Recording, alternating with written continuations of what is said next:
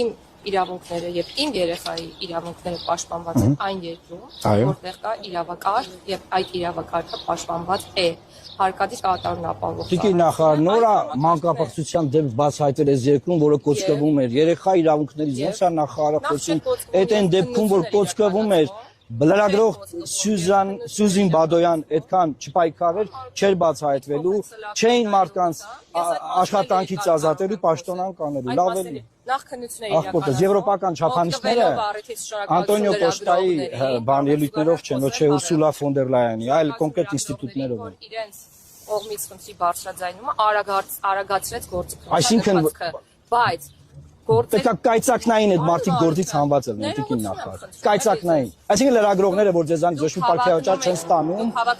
այդ մարդիկ չլինեին, իդիլիայի մեջ կարող ենք ապրել, որտեղ չլինեն սեռական բռնության հետ կապված դեպքեր։ Ջոջ, ես պատժի անխուսափելիությունից եմ խոսում, տիկին նախարար։ Ես պատժի անխուսափելիությունից եմ խոսում, որ գործը կոչվում էին, փակում էին